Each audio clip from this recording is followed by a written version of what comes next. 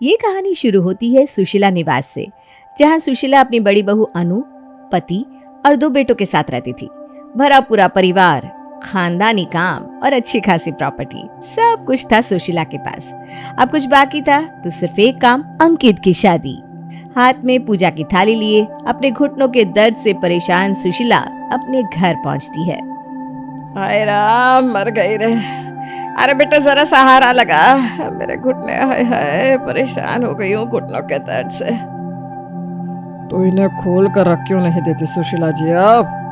छी छी छी छी, राम राम, जिनके घुटने अलग हो जाते हैं उनसे पूछिए, आप तो बस बोल देते हैं। किसी के घुटने अलग नहीं होते मम्मी जी, पापा मजाक कर रहे हैं। आप भी क्या, 55 की उम्र में आपके शरीर का ये हाल है तो आने वाले दिनों में क्या होगा। इसीलिए तो कहती हूँ कि जल्द से जल्द अंकित की शादी कर दीजिए। शादी में आपको भी तो कितनी रस्में करनी होगी, पैरों में ताकत तो होनी चाहिए कि नहीं। बात तो ठीक कह रही है मम्मी अनु। अरे क्या ठीक कह रही है, तू भी तो नहीं सुनता। कितनी बार कह दिया मेरे घुटने का ऑपरेशन करवा दे, पर नहीं, तुझे तो जेब से एक फूटी कौड़ी नहीं निकाली। 24 घंटे ऑपरेशन का गाना गाती है ना मम्मी आप, तो सुनिए, वो विनोद अंकल नहीं थे, उनके घुटनों का ऑपरेशन करवा कर आया है प्रेम। पहले तो वो लड़ खड़ा कर चलते थे, अब तो चल ही नहीं पा रहे। क्या? हाँ, करवा दो ऑपरेशन, फिर ये जो थोड़ा बहुत चल रही है ना आप, वो भी दुश्वार हो जाएगा। हाँ मम्मी जी, आप ना दर्द की दवा खाओ और अंकित की शादी की तैयारियों में लग जाओ। कोई घर है क्या आपकी नजर में तो बताइए। मैंने तो अभी देखना शुरू नहीं किया है, अब देखता हूँ, तू भी देख प्रज्वल।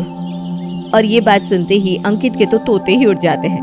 वो सीधा छत पर भागता है और अपनी गर्लफ्रेंड स्नेहा को कॉल लगाता है। स्नेहा, मेरे घर वाले मेरे लिए लड़की देखना शुरू कर रहे हैं, मुझे तो समझ में नहीं आ रहा मैं क्या करूं। मुझे तो लगता है अब हम दोनों को एक दूसरे के बारे में अपने अपने घरों में बता देना चाहिए। मैं कल आ जाऊं तुम्हारे घर रिश्ता लेकर। अरे अरे, इतनी जल्दबाजी क्या है अंकित तुम्हें? मैं अभी किसी कमिटमेंट में नहीं आना चाहती। तो मैं अपने घर वालों को लड़की देखने के लिए मना कर दूं? नहीं नहीं, ऐसा भी नहीं करना, वरना उन्हें शक हो जाएगा। देखने दो ना उन्हें लड़की, कौन सी लड़की एक बार में फाइनल हो जाएगी। और अगर रिश्ता फाइनल होने लग जाए तब तुम मुझे बता देना, तब मैं अपने परिवार वालों को मेरा रिश्ता लेकर तुम्हारे घर भेज दूंगी। और बिना कुछ सोचे समझे अंकित स्नेहा की बात को मान लेता है।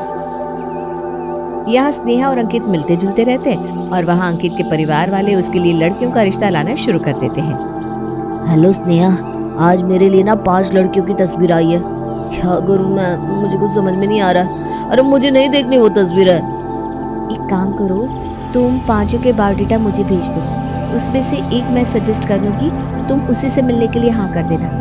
वैसे भी कौन सा तुम्हें उससे शादी करनी है। और स्नेहा मेहर नाम की एक लड़की का बायोडाटा पसंद करके अंकित को उसी से बात आगे बढ़ाने को कहती है। अंकित वैसा ही करता है। अंकित के परिवार वाले मेहर के परिवार वालों से मिलने जाते हैं। नमस्ते अंकल जी, नमस्ते आंटी जी। जीते रहो बेटा। हम सब तो मिलते रहेंगे। मैं कहती हूँ अब हमें मेहर बेटी को बुला लेना चाहिए, दोनों लड़का लड़की आपस में मिल ले तो अच्छा रहेगा ना। यहाँ मेहर को बुलाया जा रहा था तो वहाँ अंकित की हार्ट बीट धक धक धक धक बढ़ती जा रही थी। तभी उसके फोन पर स्नेहा का मैसेज आता है। आई हैव अ बॉयफ्रेंड, तुम भी मूव ऑन कर लो और अब मुझे कभी कांटेक्ट मत करना, गुड बाय। स्नेहा का मैसेज देखते ही अंकित के पैरों के नीचे से ही जमीन खिसक जाती है। मेहर जैसे ही अंकित के सामने आती है वो कहता है, मुझे ये रिश्ता मंजूर है। अरे बेटा, तू लड़के से बात तो कर ले पहले। बातों में क्या रखा है सुशीला जी, लड़के ने लड़की को पसंद कर दिया, बस हो गया। अंगूठी कहाँ है, मैं अभी सगाई करूँगा। और मेहर के मुंह से बिना एक शब्द सुने ही अंकित उसके हाथ में अंगूठी पहना देता है और दोनों की सगाई वहीं हो जाती है। अपने दिल पर जख्म लिए अंकित ज्यादा देरी ना करते हुए 20 दिनों के अंदर ही मेहर से शादी कर लेता है। पर उसे कहाँ पता था कि एक धक्का खाने के बाद दूसरा बड़ा धक्का उसका इंतजार कर रहा था। शादी करके मेहर अपने ससुराल आ जाती है। घर आते ही अपने साथ में अपनी बुआ सास को देखकर मेहर कहती है, इस दरवाजे से आप अंदर कैसे आई बुआ जी? पहले सुना था कि भगवान चाहे तो पहाड़ भी छोटी सी सुरंग से गुजर सकता है, पर आज देख भी लिया। अरे सुशील, ये तेरी बहू क्या बकवास कर रही है? नहीं नहीं बुआ जी, आप समझी नहीं। वो क्या है ना, मेहर को इस तरह की कहावतों में बात करने की आदत है। इस बात में 2 बातें हैं। पहले ये कि हमारे घर का दरवाजा इतना छोटा है और इतना पुराना कि उसे मरम्मत की जरूरत है। फिर भी पूरी की पूरी बारात इस दरवाजे से अंदर आ गई और घर आते ही सबसे पहले महर की नजर आप पर पड़ी तो वो आपको भगवान मानकर ये कह रही थी कि भगवान चाहे तो पहाड़ भी सुरंग पार करा सकता है। बाप रे बाप, कितनी गहरी बात कर दी तूने महर। जो इतनी समझ ना रखता वो तो तेरी बात सुनकर अभी कलेश ही कर देता। नहीं बुआ जी, मैंने वो नहीं कहा। भाभी आप ना समझी नहीं। अरे तुझे क्या पता तूने क्या बोला क्या नहीं। चल चल चल जा कमरे में जा। हाँ, और इस तरह अनु बिगड़ी हुई बात को संभाल लेती है। अगली सुबह घर की नई बहू महर सूट पहनकर कमरे से बाहर निकलती है, जिसे देखते ही घर पर आए हुए सारे मेहमान बातें बनाना शुरू कर देते हैं। ये क्या भाभी, बहू को समझाया नहीं है क्या कि कायदे कानून जैसी भी चीजें होती है। शादी हो गई है अब उसकी, कम से कम 1 हफ्ता तो साड़ी पहनती, उसके बाद जो पहना है पहने। पर ये नहीं, ये तो दूसरे दिन ही सूट पहनकर आ गई। भगवान जाने हफ्ते भर के बाद क्या करेगी। वही ना भाभी, माना लड़की में समझ अच्छी है, पर ये क्या हरकत हुई। अरे भाई, अदाएं दिखानी है, मॉडर्न बनना है तो वो पति के साथ कमरे में जो कपड़े पहनना है पहनो, लेकिन यहाँ सबके सामने ये सब करने की क्या जरूरत है। इस बारे में मुझे तो कुछ भी पता नहीं है दीदी। आप रुकिए, मैं बहू से बात करती हूँ। और आवाज देकर सुशीला अपनी बहू महर को बुलाती है। जी मम्मी जी, आपने बुलाया? ये क्या है बहू, तूने सूट क्यों पहना है? मुझे पता था, इसीलिए आप मुझे बुला रही होंगी। मम्मी जी, सास का तो काम ही होता है कमी निकालना। कोई सास अपनी बहू को नजर उतारने तो बुलाएगी नहीं, तो आप उनसे अलग कैसे हो सकती है। वैसे मैं बता दूं कि सगाई के बाद ही मैंने अंकित को मैसेज किया था कि मैं शादी के बाद खुद की मर्जी के कपड़े पहनूंगी, जिस पर उन्होंने ऐसे रिप्लाई किया। और आप जानती होंगी आजकल का मतलब हाँ होता है। अब मैं चाहती तो जीन्स भी तो पहन सकती थी ना। पर नहीं मम्मी जी, मेरे संस्कार ना बहुत ऊंचे हैं और उन्हीं को मद्देनजर रखते मैंने 1 पीस नहीं पहना, वरना इतने लोगों के आने के बाद हॉल में जितनी गर्मी हो रखी है ना, ऐसे में तो कोई भी बॉक्सर ही पहन कर निकले। बाप रे बाप सुशीला, ये तो तेरे मुंह पर जवाब दे रही है। सवाल जवाब देने लायक हो तो जवाब दिया जाए ना। हाँ, मैं जवाब नहीं दे रही हूँ आंटी जी, मैं तो बस सच कह रही हूँ। किसी के पीछे जाकर उसकी 10 चुगलियां करने से तो अच्छा है ना जो है सामने बोलो। हाँ, मुझसे ये लुका छुपी का काम नहीं होता भाई। और महर के साथ बाकी औरतों की बहस जैसे ही बढ़ने लगती है, अनु हड़बड़ाती हुई वहाँ आती है और बात को संभालते हुए कहती है, ये महर और इसके मुहावरे आप भी ना नहीं समझी मम्मी जी। महर क्या करिए, इसका ये मतलब हुआ कि पति की आजादी देने के बाद भी महर ने सूट पहना। क्यों? क्योंकि शादी के बाद पत्नी को पति का भी तो देखना पड़ता है ना। उसे भी तो इस बात की टेंशन होगी कि साड़ी पहनूंगी तो कहीं पति नाराज ना हो जाए, और हॉट पैंट पहन लिया तो सास। ऐसे में एक अच्छी बहू क्या करती है, आप ही बताइए सुषमा आंटी। अब बीच वाला रास्ता निकालती। तो वही तो किया मैंने, और जवाब भी नहीं दिया बेचारी ने आपको। नहीं नहीं भाभी, वो अरे तुझे कहा ना किचन में जा, चल। हाँ, इसी तरह दिन बीतने लगते हैं और महर की जबान खुलती जाती है। एक रात के खाने में क्या बन रहा है बहू? एक काम कर बहू, कुछ हल्का बना ले, आज सभी का पेट खराब है। तेरे पापा जी तो सुबह से 8-10 बार बाथरूम जा चुके हैं। आज तो खाना ही नहीं बनेगा मम्मी जी। अब शादी खाना बनाने के लिए थोड़ी ना की है मैंने। 8-10 दिन जो अच्छी बहू बनने का ड्रामा करना था कर दिया मैंने। अब जिस दिन मुझे खाना बनाने का मन करेगा मैं खाना बनाऊंगी। अभी ना मेरा मन खाना बनाने का बिल्कुल नहीं है। तो चलिए हम सब बाहर खाना खाने चलते हैं। हाँ हाँ अनु, अब भी बोल ले कि महर कुछ और कहना चाहती है। मम्मी जी हर बार तो इसे बचाती रहती है। देख रही है कैसे ये मेरे मुंह पर चीज बोलना सीख गई है। अब नाराज क्यों रही हूँ मम्मी जी? मैं तो सच कह रही हूँ। मुझे ना ये लुका छुपी नहीं आती, जो है सामने स्ट्रेट फॉरवर्ड हो, जो रखो सामने, कोई 19-20 नहीं। अरे पर किसी का इंसल्ट करने और स्ट्रेट फॉरवर्ड होने में फर्क होता है। अरे इंसल्ट तो वो होता है ना जो पापा जी आपकी करते हैं भैया। और स्ट्रेट फॉरवर्ड होना ये हुआ जो मैंने अभी कहा, वरना मेरा मकसद इंसल्ट करना ही होता। तो क्या मैं आपको ये नहीं कह देती कि देखिए आप मेरे जेठ कम ससुर ज्यादा लगते हैं? पर क्या कभी मैंने ऐसा कहा? कहा क्या ना, आप भी बताइए ना।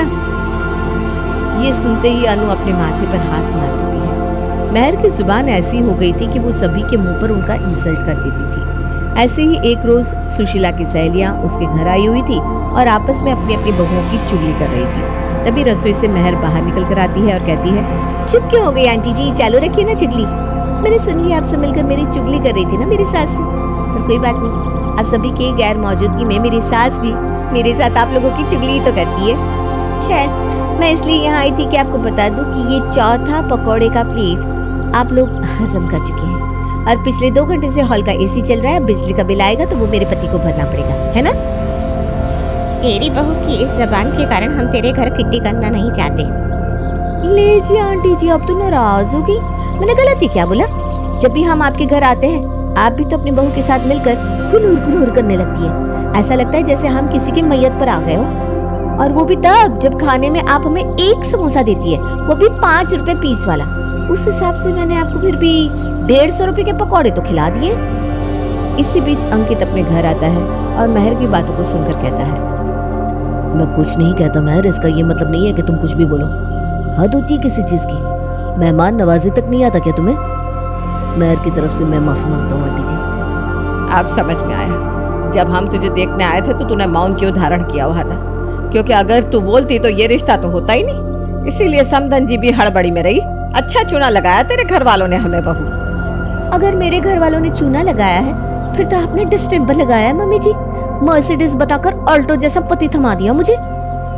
इसी तरह दिन बीतते जाते हैं। एक रात अंकित महर से कहता है, मैं जो अंदर हूँ सो बाहर हूँ, कोई पर्दा नहीं, आई एम स्ट्रेट फॉरवर्ड। ये 100 बार कह चुकी हूँ और इस बार ऐसा मत कहना, क्योंकि कल रात खाने पर बॉस आने वाले हैं, वो भी अपनी फैमिली के साथ। तो अपना मुंह बंद रखना, और अगर कुछ बोलने का मन भी करे तो मुंह बंद करके मन में ही बोल लेना, क्योंकि अगर बॉस का मूड ऑफ हो गया तो मेरा जीवन नर्क बन जाएगा और ये तुम्हारा ऑल्टो जैसा दिखने वाला पति 2 लाख का ऑटो बन जाएगा।